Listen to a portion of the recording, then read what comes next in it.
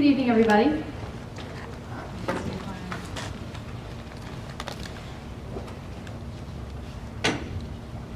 So, if you were here last time, you've been through this part of the presentation already, but we are looking at 4 study areas within the city of Destin. Holiday Isle, Harbor area, Town Center, and Crystal Beach area, which is of course the one we're focusing on tonight. The white is the areas of the city that are not within our planning study, and the gray is areas that are not within the city limits. So every night we're going to be spending a little bit of time on some citywide issues, and then each night we'll be focusing on 1 or more study areas. So I'm just going to very, very briefly go through some of the highlights of the presentation that we gave last time for people who were, in case anybody's completely new to this. So we talked about how the city of Destin is in a great location with access to three regional airports and an additional executive airport within the city limits, as well as on US 98, which we talked at length about is both a blessing to have all of that exposure and also brings with it certain problems. And also we talked about some of the regional assets that the city of Destin has and shares with its neighbors, and of course the beautiful Gulf of Mexico and white sand beaches that are an asset of the Panhandle in general. And we also talked about some of the assets that are very specific to Destin, particularly the fishing history, and that continues to this day through the charter boats, and also the harbor boardwalk, which was actually the outcome of a previous visioning process that occurred in 2002 or 3. We also talked about some of the citywide challenges, one of which was the imbalance between the permanent population and the temporary population. What that means is that in the height of summer, there are 6 times as many people here as are here year-round. And so that creates certain tensions between the desires of residents and the functioning of the local economy. You have, to some extent, big city problems without necessarily the big city population to have the level of influence of government or some of the income streams that are based on how big your population is. We also talked about the workforce, both that it is not surprisingly very much centered in the tourist industry, so it's not a hugely diversified economy, and that of the workers in Destin, the vast majority commute in from outside on average. It actually may be a little bit higher than this in peak season. We talked about US 98 and how it's not a great brand for the city of Destin, and that is certainly backed up by some of the results that Brian's going to show you in the community value survey that those of you participated in who were here last time. So it's both unattractive from a branding standpoint, and it's also fairly unsafe. There's a high number of crashes, nearly 800 over a 6-year period, a good proportion of which involved bicycles or pedestrians. And we talked about that the competitive landscape has changed over the past few decades in the city of Destin. There are other regional competitors that are stepping up their game, including downtown Pensacola, as well as the communities on South Walton Beach that really came out of nowhere and have become a real force in the local market. So I'm going to hand it over to Brian, who's going to talk about the community value survey. Thanks, Eliza. This was where you guys did a lot of heavy lifting for me, and I mentioned that this was a really important survey, and you came through and you've got some tremendous results. So I do need a clicker on this. Okay, so just to remind you how this whole thing worked, there were a lot of images. There were 131 distinct images in 6 different categories, and each one came up. You had about 5 seconds to vote on it, so it was your gut feeling of what you did. The yellow number on the far right was just an identification number for that slide. So in this case, it was a landscape and open space, and that was slide 15. The group, is the title below. The image is what you got to vote on. And you remember we asked you to vote thinking about 20 years into the future. Did you think this was appropriate for the city or very inappropriate? And if it was appropriate, you went from 0 to +5, and if it was inappropriate, you went 0 to -5. And so that number 3 means in that category, this slide came up as your number 3 top priority. It was positive because it's green, and it got a combined vote of 3.51. So the reason that these numbers are somewhat important, the other thing that's interesting is 244 of you participated in this. So when you multiply 244 times 131, it was almost 32,000 votes. So we got a tremendous database from you. 32,000 times collectively you told us what you felt was appropriate and inappropriate. We combined all those. So these are averages of everything. So these have real significance for us. So with that in mind, let's just go through both the positives and negatives. So signage was one of the categories. And not surprisingly, this slide number 91 came in as the top contender in minus. And it's a 4.37. And if you can imagine how hard it is to get 244 people to all agree on something, to all say it's a -5, this means it's overwhelmingly a consensus, okay? So remember the number of minus 4.37, and you'll be able to compare it with other slides. This one wasn't a lot better, nor was that one. So these are all -4s, basically. Still in the category of signage. And then we showed you what the positive ones. So the positive ones are totally different because they're clean, they're organized, they're well designed, there's protection of the natural tree cover, it gets a high vote. You notice the highest vote it gets is a +3, so that tells you how bad ones are. This one's kind of neutral, and then we go to landscape and open space. Again, it happens to keep coming back to 98. This is a different category, but the top minus slide, -4.3, landscape back to 98. Same with this one, landscape and architecture and open space. There's clean erosion. You look at it, you'll realize why you voted that way. Poor maintenance, no real design, sidewalk that doesn't look like it works, signage that's all over the place, and it's not a good front door image for your community, and you know it. And then this is what obviously you ranked very positive, 3.62, and you can tell why. There's a real hunger for this type of environment in your community. It doesn't exist much, and there's an opportunity, which we'll share later, of how this might come back into play. So that's positive. This is the same sort of thing, a beautiful open space that's more urban. It has kind of a town center setting to it. There's some community activities going on in the back. The sidewalks are good. People are riding their bicycles comfortably. There's seats, there's landscaping. It all comes together nicely. Same thing with this slide and this slide. And of course this one. So, all these are good. This one I think is indicative of what's important to you, which is preservation of some natural heritage, what I call a heritage landscape open space of these trees that used to be here in abundance, or maybe there's a little less than they should be, and we can bring them back.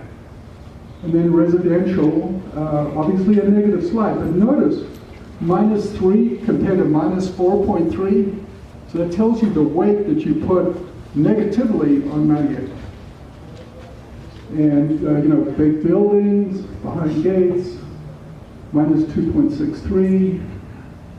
A nice urban setting, lots of tree canopy, but a really big building still gets a very negative vote. Same with that one, same with this one. And then on the positive side, this one ranked as the highest positive for residential. And it tells you what you like. You like these. When I say like, you felt they were appropriate, because it wasn't just what did you like. So quite a lot of diverse, different types of housing, and they're all positive. Different styles, different intensities, different designs, and they all come out positive. Highway commercial, this one got a almost 3, and this one didn't do a whole lot better. Nor did that. Big parking lots is the front door on 98, and get a high vote from you. And you like this much better. So here we've got, obviously a newer building. The landscape hasn't matured yet, but you can see it's going to be good with canopy trees and fairly well organized. The building's pulled up to the street, and there's a little bit of parking, not a big sea of parking, and it feels comfortable. This one exists. You like that too. Nice trees. This one goes down positive, but it's sort of neutral. 0.5. And this one's also neutral, but positive. And then roadways, of course, a minus 2.9 for just the category of roadways with all the power lines. Lots of asphalt, turn lanes that obviously are sometimes problematic. And parking lots that are maybe a little bit too big, narrow sidewalks, power lines, buildings that could have been designed a little better possibly. And of course you like the concrete, it's a narrow street, but it's well canopied, well organized, it feels safe.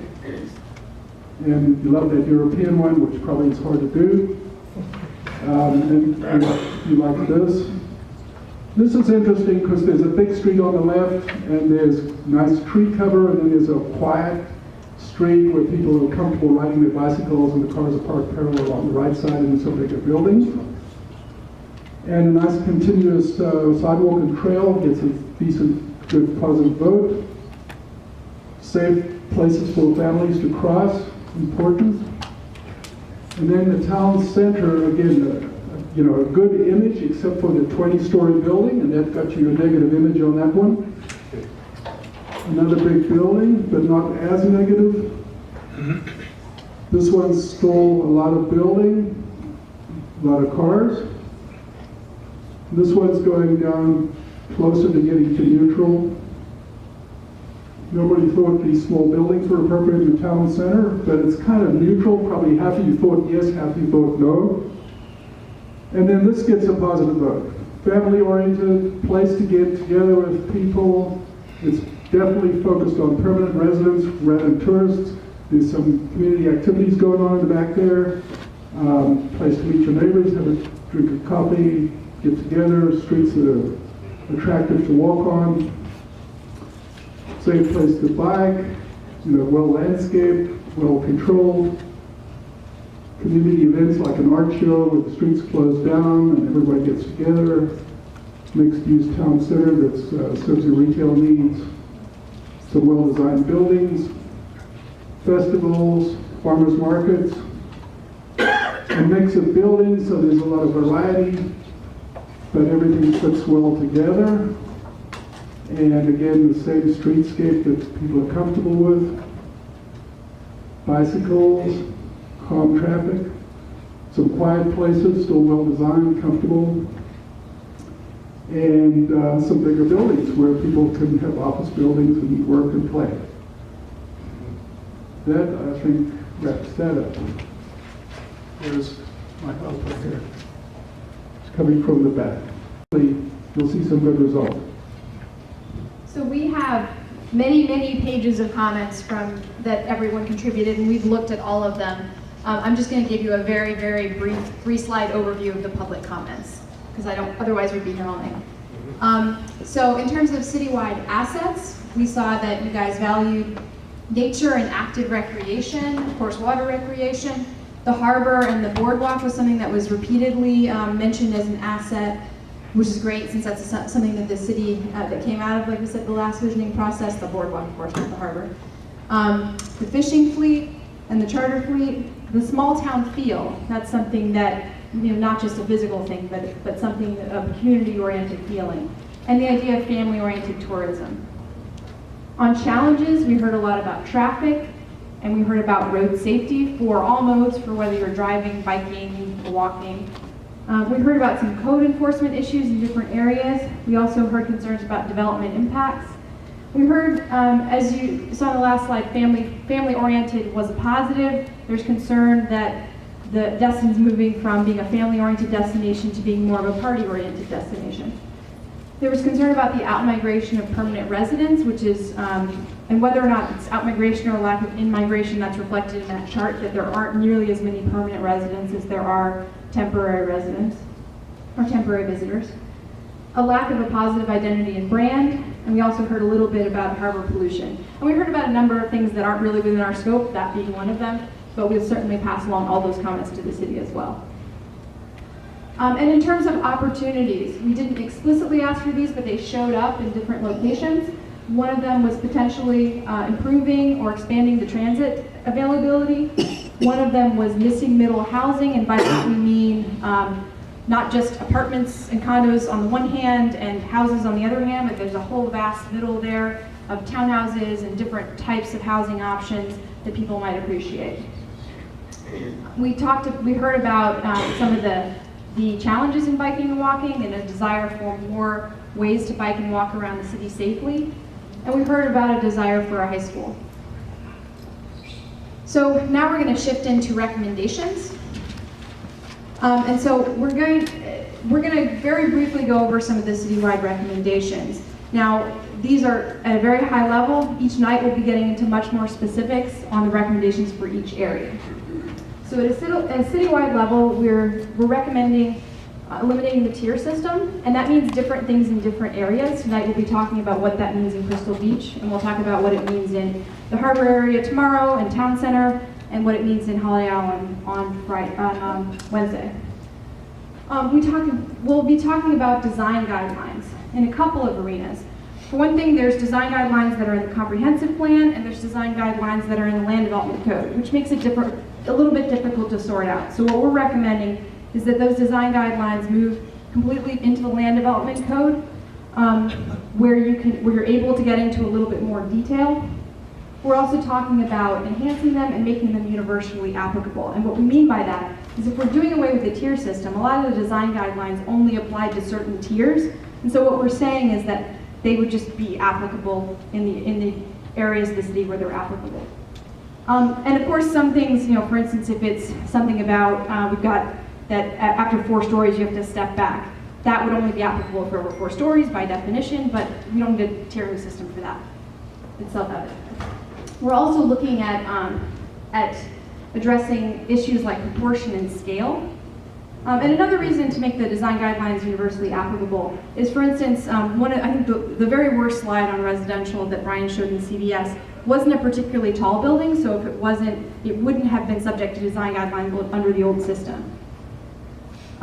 So we're also recommending some things that are beyond the scope of this project, like more detailed design guidelines around landscape signage and architecture. So one thing that you also hear us talking about from night to night is this idea of total FAR. So FAR is floor area ratio. It's a tool that planners use to talk about how much space there's going to be in a building or how bulky a building is. It basically means if you have a floor area ratio of 1, that means for every square foot of land, you have 1 square foot of building. And it can be organized differently around a site, but that's basically a measurement, it's a ratio. So the way the current comprehensive plan looks at FAR is it only uses it to look at non-residential development. So it doesn't really give you an idea of what the total bulk of the building is, and it doesn't have anything to do with residential development. What we're recommending is total FAR. So recommending an FAR that's different than what's in the current comprehensive plan, but that's comprehensive. It takes into account how big the building is going to be generally, so that there's more predictability. And finally, we're recommending requiring pedestrian-friendly site design. And that's going to mean different things depending on the lot and depending on the location and the size. From simply just having a connection between the public sidewalk and the front door, or whatever pedestrian circulation systems on the site, to something more complex if you're talking about a project that takes up more acreage. And then, so that's all the real technical stuff. Brian gets to do the fun stuff. So he's going to be talking about the big ideas. So we've got 2 really big ideas that we think address some of the issues and concerns that we heard about citywide. And they are restoring the Destin brand, and to the extent that the Destin brand is really reflected on the front door of Destin, which is US 98. Brian's going to be talking about one big idea about how we might address that. And then we also heard about concerns about housing diversity, the permanent population, and also the lack of a diverse economy. And we think the best place to address those is going to be there may be multiple opportunities, but especially within the town center. So I'm going to hand it over to Brian. Thanks a lot. So by now, I think you're probably getting the idea that we think 98 is a really big deal for the city and its future. And it's not only the safety, which is huge and paramount, it's not only the inconvenience, it's not only the danger of being a pedestrian or a bicyclist or even a driver, But just as important as it's the front door, as she said, and it's the image you're projecting. If you're trying to get investors to make big investments and put a lot of money and commitment into this town, they've got to feel that it's commensurate with the environment they're in. And that's an obstacle in our minds right now. So we have two solutions for this. We have a long-term solution, which is what I'm going to tell you about in a minute, and we want you to actually vote on it in a second. And then we're going to, Eliza's going to show you some more interim good solutions, but they're more piecemeal. So let's start with the big idea first. So that road that exists out there, and I'm not going to read all those little bullets to you, but basically it's 4 lanes divided, and it's got a 33-foot wide median and carries a lot of traffic, both on peak and off peak. We know it doesn't work for pedestrians, bikers, bicyclists, and we know it's problematic in terms of getting around it and crossing it, and we also know it's got these overhead power lines that are a problem. So it's a 100-foot right-of-way that's owned by the Florida Department of Transportation up there, or they regulate it anyway.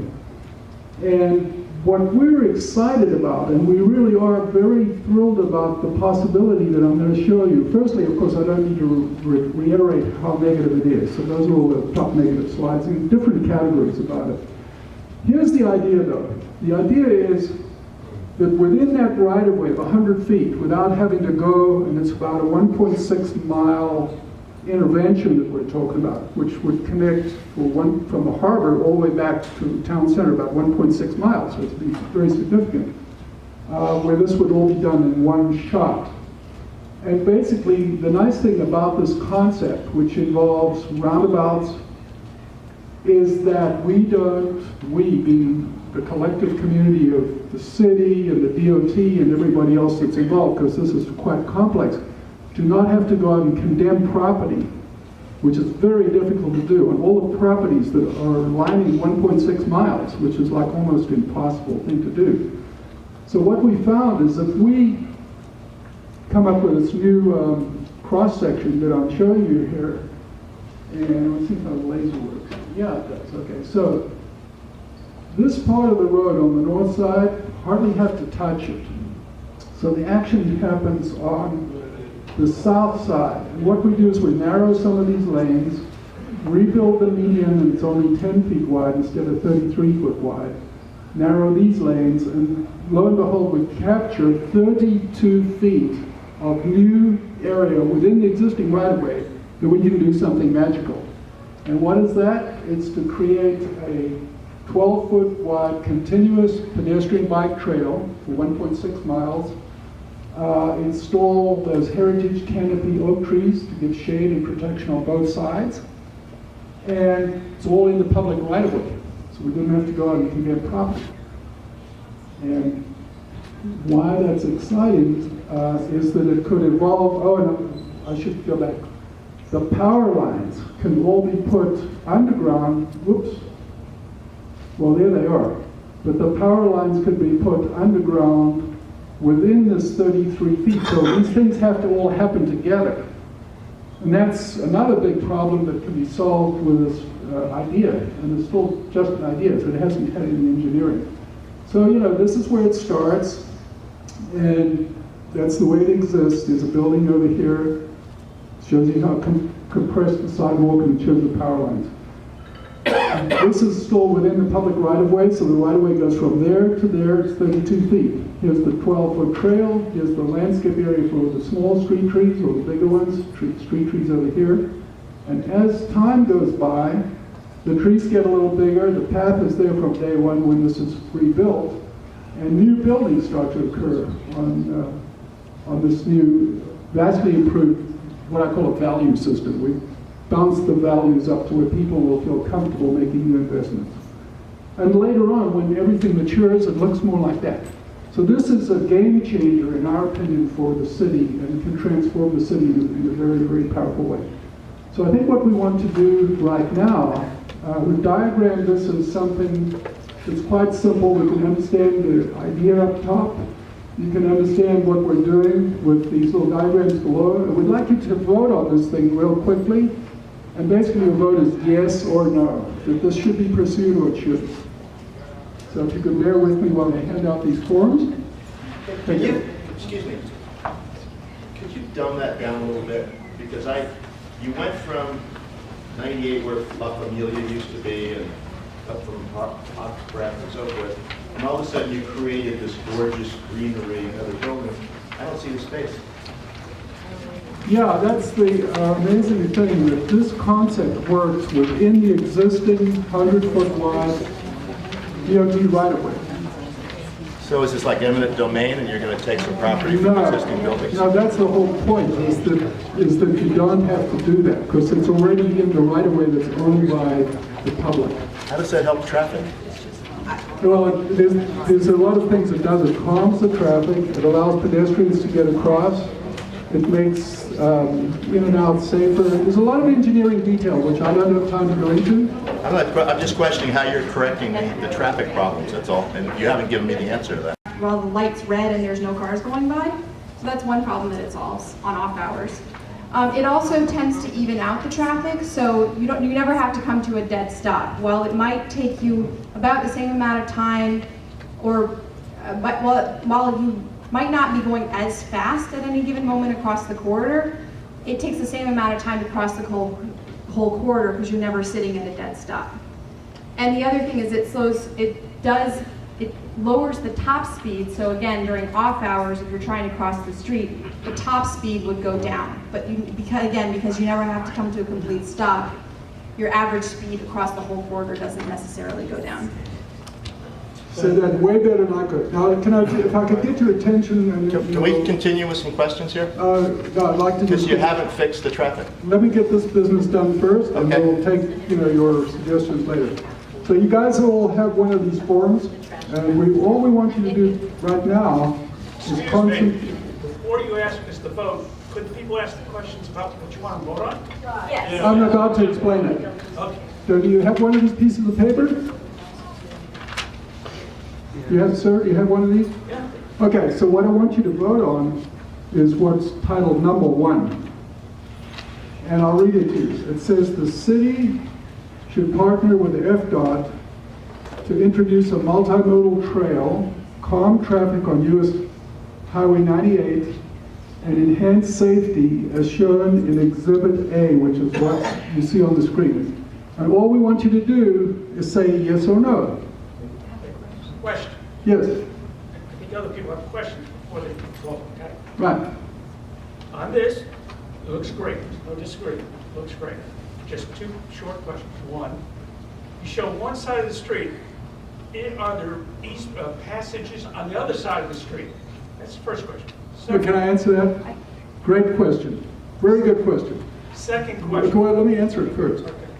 When I get done with this, which was a citywide initiative that happened comprehensively, Eliza's going to get back up, well, actually tomorrow night, because tomorrow night is when we get into this in more detail. But she has a menu of solutions for the north side. So the answer is that part gets happening There's tomorrow also, night. the other thing is that the north side, you have a parallel street system. In particular, there's been a pretty significant city investment on Mountain Drive to provide a bicycle and pedestrian path. So that really would be the primary bicycle and pedestrian path on the north side. Unfortunately, if you go south of 98, you're in the ocean. So there's no opportunity to provide parallel transportation there. That's why this is particularly important on the south side. Second question, real quick. Yes, sir. Question. All right, you're going to narrow the streets. In line with the gentleman's question about traffic. Since we have a lot of tourists, we have a heck of a lot of accidents, because they're always looking at something else. You're going to narrow the streets. Is there any data that shows when you bring them down to a certain width that you're increasing the level of accidents? Actually, when you narrow the lanes, people drive a little slower, and we know from a lot of data that when they drive slower, the accidents are massively reduced, and especially in injuries. And there's also, if Jürgen was here, he'd answer it exactly, but I think it's about a 90% reduction in accidents and an almost complete reduction in fatalities when you switch from T intersections to roundabouts, because the speed of those crashes, should they happen, is significantly lower. What about the volume of traffic? That's the concern. So we actually, do you want to talk about the 6 lanes? You go. So one thing that we did draw, we drew a 6-lane version of 98 through downtown. which would require a significant amount of eminent domain. And basically, it's probably not going to happen. And in addition, when you go from 4 lanes to 6 lanes, you don't actually gain a 50% increase in mobility because of the need to change lanes and the need to cross intersections.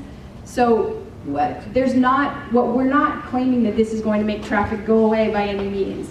What we're saying is it's an alternative that will make the option to travel bicycle pedestrian south of 98 much more viable. It will make it safer. It will not make traffic go away, but it may smooth out the traffic to some extent. I think before you make a decision, before we can make a decision, we have to know if you have looked at, if you actually seen the traffic problems we have in June and July. I kind of characterize Scenic 98 as a rolling parking lot at certain times of the day. And what you're doing is when you're narrowing the streets, you're going to slow them down. Now the parking lot's going to roll slower. And have you done any surveys where you're actually counting the number of cars at different times during the week, during the tourist season, to truly understand the volume and the speed that you have on 98, all sections of 98, all the way from the Walton County line all the way to the bridge? Because I've seen sections where my time doubles getting from one place to another on Scenic, sometimes triples. So when we say that it will slow traffic down, obviously we don't mean if you're already going 30 miles an hour, you're not going to go slower because you go to an 11-foot lane instead of a 12-foot lane. You will slow down if you're going 50 and you go from a 12-foot lane to an 11-foot lane. And the other thing is, this is really just the beginning. What we're asking you to vote on is whether or not this idea is one that's worth doing all that additional study that you're talking about, because all of that is a significant effort beyond what we were contracted to do. Yeah, I mean, we could probably sit here all night trying to figure out all the answers, which we don't have. So I think what might be helpful to you is to decide, do you want it to be the same as it is now in 20 years? Or do you want to try to make it very different? And I have one more question, and then we're going to quit the questions. In the back, sir. Yes, I can sense a lot of opposition and consternation with this plan. And I can tell you from my experience, one of the reasons is for 30 years, everything we've done in this town and in this county, when there's a traffic problem, widen the roads. Yeah. That goes against all the thinking in urban design across the world. Every modern thinking city in the world is doing everything they can to discourage automobile traffic, not encourage it. I'm 100% in favor of this or something like that. If you think about this traffic that's out here right now and do a study, the giant majority of the traffic is through traffic. It'll go somewhere else, and I don't really care where it goes or what it does. It does nothing for us, our community, the people that are using this as a thoroughfare to go from Panama City to Pensacola, the 18-wheel trucks that are here. This is exactly what we need to do. And it's a radical, it's not that radical if you look around this country. It's being done in a lot of places, sir. Thank you. I'm for you. I think it's a wonderful idea in the right direction. I mean, all the questions are great. There's nothing wrong with any of the questions, so they're legitimate questions. But we've got to have a starting point, and we've got to have some sort of objective in mind. And what we're suggesting to you tonight is we have to give guidance to your leaders. At the end of the day, they're going to sit back and decide, do we really want to make something happen here, or are we going to let it just stay the same? That's kind of the question I'm asking you to answer tonight. If you think you want to, let it go the way it is, then you vote no. And if you think you want to explore and have your leaders in the city explore this in a serious way, then you might vote yes. So it's really up to you. But I think we'd like to have you do that because there's lots more to do tonight. Oh, and by the way, yeah, okay.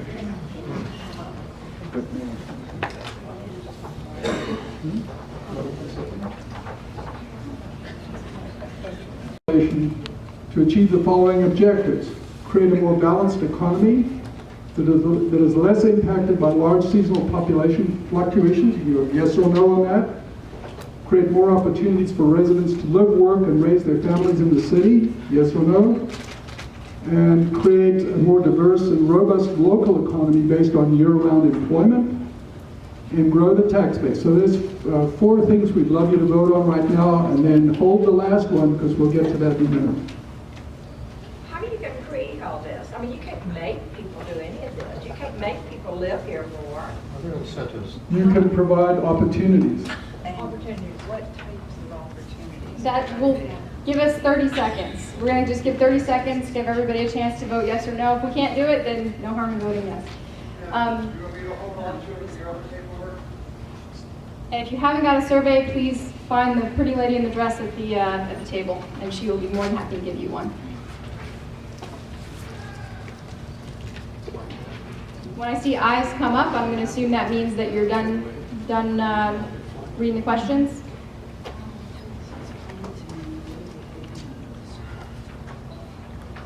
Don't hand it in yet, because you still got one more question after. We're going to have another short presentation, and then we'll get to that last set of questions, number 3.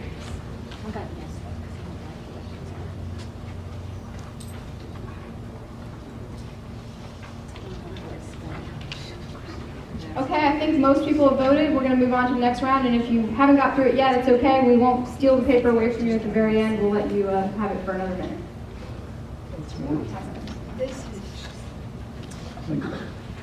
Okay, the next section gets covered in detail tomorrow night, but we wanted to give you a little quick preview of what we think is a really big opportunity. In fact, to achieve a lot of the things you just read would be in what we call the town center. Do I need your help on this or not? Anyway, this is the district that we've been studying, and it's in the redevelopment area.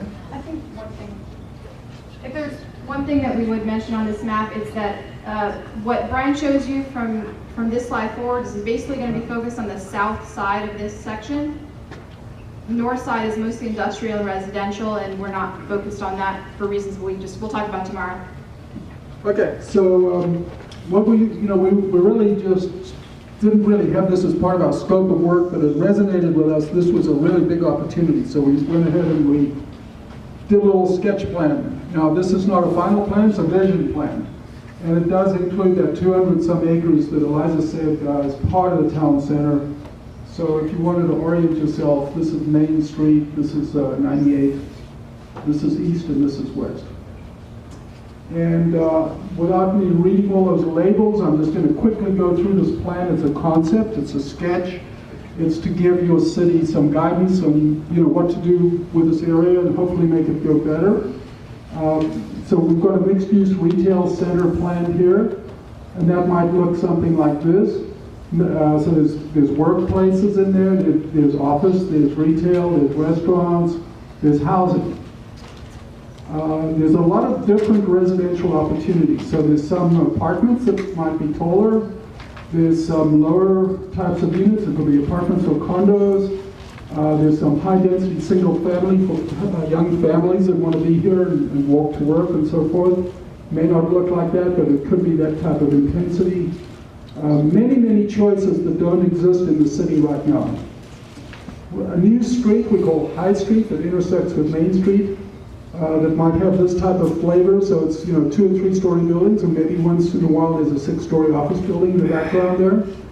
And encourages more local retailers would be desirable, and there's a lot of parks. So there's a park on the left, which is very urban, part of that mixed-use center. There's some very natural parks in other places. So this is what we had in mind for that area. Some of the preservation of the natural vegetation that exists in that second circle that I drew. And of course, the possibility of a charter school, which everybody seemed excited about. And that might look something like that, very urban, so it's not a traditional school. And a major workplace that might be health related with a new hospital expansion and office medical buildings and so forth. So that's the short version on the town center. And I think that's your last question, by the way, which we want you to vote on. And that is the city should develop a master redevelopment plan for the town center to achieve the following objectives: create a compact, mixed-use, walkable town center with a strong local identity that serves the resident population, yes or no? Create an incentive for new investments and permanent job opportunities by companies that may not presently consider Destin as an investment opportunity, yes or no? Create an attractive heart of the city that features a park, community, open space plan that is multi-purpose and meets residents' needs and aspirations for a hometown place to spend time with families, friends, and their children, yes or no? And create a plan that provides many alternative residential offerings for a broad range of age groups and income levels. And we would love you to tell us how you feel about that. Again, we're just going to give everybody a few minutes to focus on that, and you can hand the surveys off to the sides. If I can get a couple staff, friends, and family to come up and gather those surveys, just hand them to the edge of the row when you're ready. And we're going to be switching gears to talk about Crystal Beach next. So I'm going to give you a very brief overview. If you really want to know what we had to say about Crystal Beach, go back and watch the video. Many of you were here last time, so you already heard it. But we were really pleased to find that it's a pleasant, walkable community, and that's something that residents appreciate. It's moderate density and plenty of attractive development, so it's a little bit different character than a lot of other parts of Destin because it doesn't have as much of an issue with density, for instance. It's also got a number of primary residential neighborhoods, so there's really a bunch of neighborhoods of different characters within the larger neighborhood of Crystal Beach. In contrast to much of the city, it's got a pretty substantial grid street system south of 98 because 98 is much further away from the water in this location than it is throughout most of Destin. And it's got a number of beach accesses. Now, we heard both sides of that. We heard people who really appreciated the amount of beach access, and we've heard people who wanted more beach access, more parking. And that's basically outside of the scope of this project, but we've certainly passed those comments on to the city. One thing that we noted as designers was that there were, and this is not this particular building, but there were a number of buildings that we saw with long facades. So with this idea that the beach is being walled off is not necessarily an issue. It is sometimes an issue of height, but it's primarily an issue of width. We also heard a lot about vacation rentals and some of the negatives associated with that in terms of parking, in terms of noise, in terms of garbage, more than what was normally be expected from a single-family house. We also heard about a few specific streets that had narrow sidewalks or didn't have enough accommodation for pedestrians or where there was speeding. So that, again, that was really brief, what we talked about at length last time. So now it's getting into actually some of the 3D modeling for Crystal Beach that you've been anticipating. So one thing that we did want to point out before we got into that is that there is a significant amount of vacant lots in Crystal Beach, so there are going to be new things being built, even though it's not, it doesn't look vacant by any means, but there are specific lots that are going to be developed. And this isn't counting whatever might be redeveloped. So we looked at one particular project that had been proposed in this area, and one of the things that we noted was that it did have one of those very long facades. So I think this was over 600 feet in length. And if you compare that to some of the neighboring buildings, it's much, much longer facade than some of the neighboring buildings. And this is more single family back here. So one of the things that we've been talking about is design guidelines. So our proposal in this area is to take those design guidelines and look at that long facade and talk about breaking it into smaller pieces so that no single facade would be over 200 feet. And in addition to that, we make further recommendations about proportions and design, many of which this project actually got right, but this long facade was the issue that we saw that stood out. And we didn't try to redesign their building, we really just looked at the length of the building. There are other things that we didn't get hired to do the architecture on this particular project that they would need to look at, for sure, in terms of redesign. So this is just a one-to-one comparison of that, the single long facade versus breaking it into several buildings. So our general recommendations relative to Crystal Beach were to extend the design guidelines to be universally applicable. In this area, as throughout the study area, we're talking about not using the tier system anymore, but just having a simple height limit of 5 stories and 60 feet. Now, there wasn't that much of a tier system in Crystal Beach to begin with, so this isn't going to be a huge change. We also, total FAR was probably a bigger deal in some of the other areas, but we did want to think about that in this area as well. The total FAR of this project was 1.28, and we said that that was, that we didn't think it was too much, but we didn't really think that it should go much higher than that. So we're suggesting a total FAR limit of 1.3 in this area. We're also talking about requiring pedestrian connectivity in the way that we would in any area, which again, depending on the size of the site, might be just one sidewalk, or it could be a whole system if it's a larger site. And as I mentioned, the comments about beach access and parking, we found out were well outside the scope of what we were able to deal with in this project, and have all sorts of legal implications, and we're gonna forward those to the city and let them get back to you on that. In terms of the vacation rental houses, again, we realized that this was a major issue, and it also something that came up in Holiday Isle. This is something that really requires additional study. As I mentioned, Crystal Beach has a lot of different neighborhoods with very different character, and in some of those areas, these vacation homes are probably just fine. They may be in a higher turnover area where it's mostly rentals already. It may be next to a major road. So there are a lot of reasons that in some areas they might be perfectly fine. But there are other areas that are either more oriented towards primary or they're more oriented towards small cottages where one of these would really stick out and cause a problem. So what we're recommending is the designation of preservation areas where the size of homes essentially, or the size of homes relative to lots, we might do it through that total FAR we were talking about, is limited. But we can't say that within the scope of this project because it requires additional study. We also would recommend that where those bigger houses continue to be permitted, that they would have to provide adequate parking. They might need special accommodations for more garbage cans. And there are also code enforcement issues that aren't really land and development related, but that the city is well aware of and that they're working on already.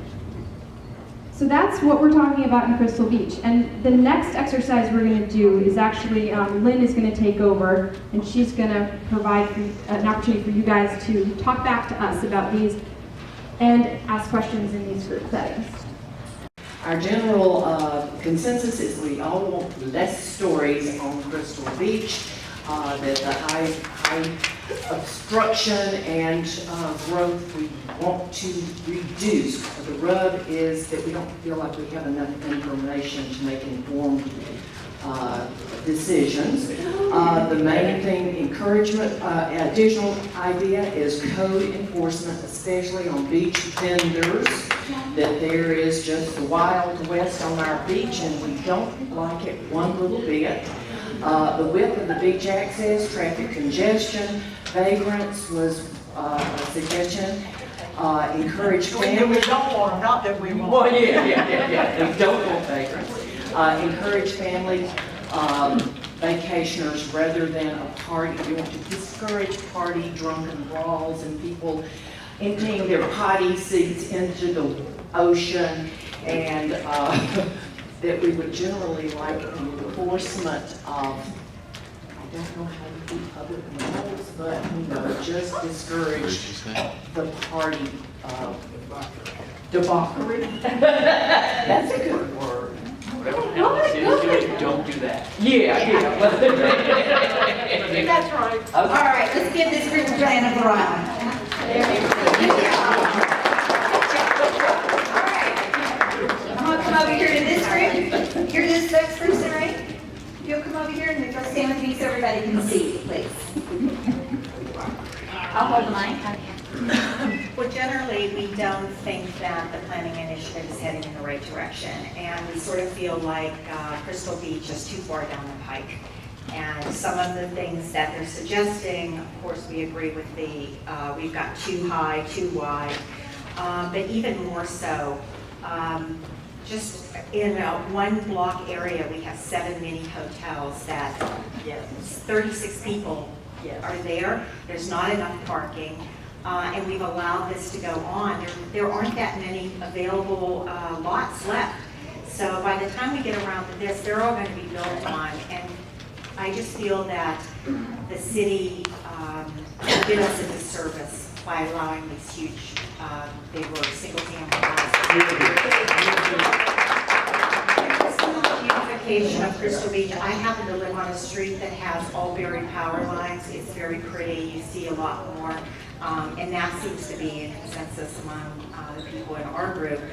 And then they should have added some bike paths on the roadways because you're competing on those paths that were built that are quite wide, but when you have people running and biking and rollerblading, it becomes pretty competitive. And code enforcement, the parking. We need teeth in the rules because we don't have teeth in the rules right now. And so we can make it all look pretty, but if it doesn't function, that's the biggest problem. And Crystal Beach is not functioning. It's existing. We can just, parking, right-of-ways blocked, sidewalks blocked. They're ruining all of our right-of-ways along 98 and Hutchinson with their parking, and nothing's being done about it. I mean, Joey does a great job. He works really hard. No, right? You can't keep it unless you have enforcement where it's constantly taken care of. Okay, good. Good job. Thank you. All right, let's hear over here. If you'll come stand with me, please.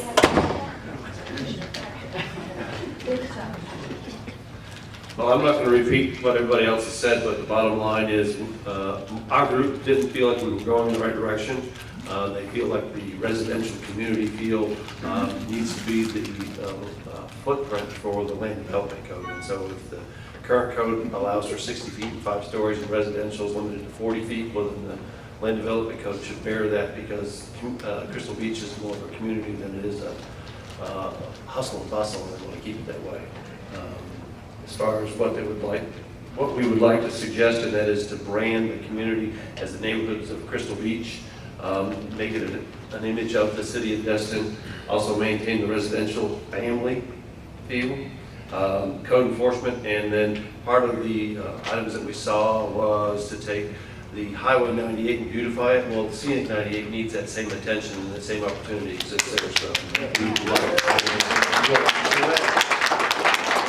Good work, good work. Okay, this table here, can you come stand with me, please?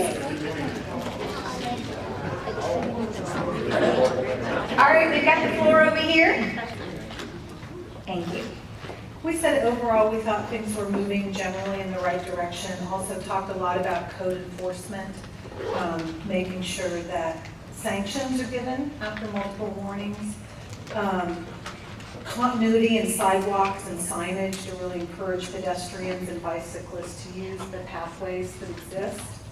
And to keep cars from blocking sidewalks. That's kind of another code enforcement thing. And in some of the initial meetings, there was a lot of talk about standard fence heights in the community. I don't know if that's part of code, but that was an issue that there was a lot of talk about last time. Not sure if that's been addressed. All right, very good. Thank you, Drew. Good job. All right, here, come stand with me, please.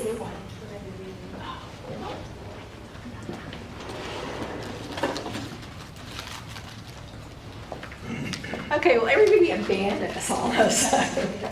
The senator left, former senator. But our group could not agree on the height issue because we had a couple single-family owners that really were concerned that the 60 feet on the along the Gulf would block their view. So that issue couldn't be agreed upon. Otherwise, everybody pretty much agreed on that new standard except that. Some like the wider quarters because we kicked around the idea about a lot cut. In other words, if you got that additional height and you were limited to your lot coverage or your building footprint, that might be a compromise. But no, the two single-family folks still said no. So there was just a disagreement. We were all in agreement about the width restrictions, though. And then a couple other issues. It was a common theme that it's time to make Destin more livable and less tourist-oriented. And I thought that Charles Morgan really summed it up. That it's we're dealing with now where we probably have pushed for tourism too much. We're at that point of that we just need to stop pushing for tourists and go back to pushing for permanent residents and more living communities. Okay, very good, thank you. Very good. All right, sir.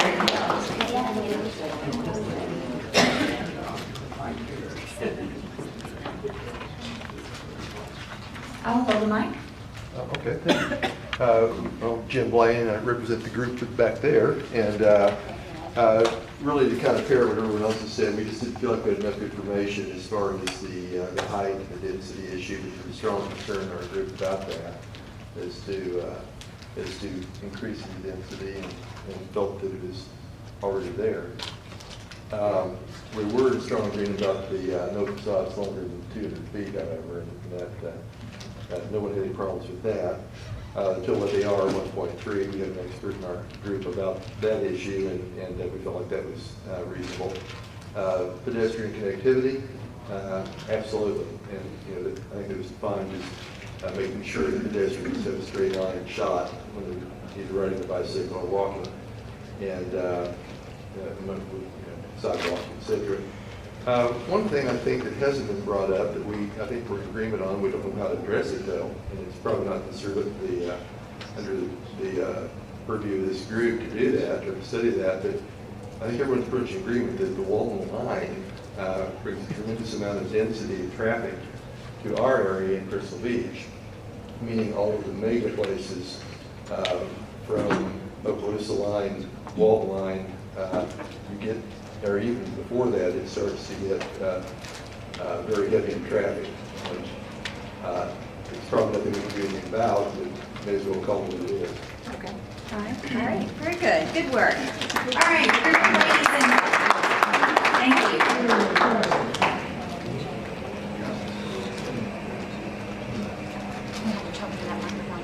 I'll just hold it. Okay, so ditto for everything. I think we all agreed that a pedestrian and a more low-key way of life is what we all want to protect in Crystal Beach. One of the things that we talked about is if the 5 stories were implemented and the tier system were abolished, what we were concerned about is often you will see the tier system could be abolished, but the design guidelines would not be approved because that's the really hard work. And so it's not that we're against good design guidelines, it's just hard to imagine getting agreement and getting on those. If the 5 stories were implemented, we'd want to see a mixed use criteria as part of that design guidelines. I think you all saw what happened with the Hampton Inn on 30A, that it wasn't able to come in because they did not have a mixed use component to it. So another restaurant or something like that. But in general, we are not in favor of eliminating the tier system and just carte blanche going to 5 stories without lots more information and understanding on what's the benefit on the other side of that. Is it stronger design guidelines? Is it mixed use component? Is there a benefit that we can attach to that? Because just eliminating it doesn't seem like a good idea to us. Generally, we like the idea of the preservation plan. Let's see. We also thought that we should annex all of the good tax base like Destin Commons, but I know that's not what we can do, but we thought that sounded like a great idea. Let's see. I think that was it. Did I miss anything, y'all? That's it. All right, let's give them a round of applause. Good job. Good job. Lots of good discussion. It's really nice to see you working with your neighbors and talking about these tough issues. And thank you for coming. Is there anything else now that needs to be said? Thank you so much. And for those of you who want to hear about Town Center, Harbor, and Holiday Isle, we'll look forward to seeing you in the next few days. All right, we stand adjourned. Thank you for coming.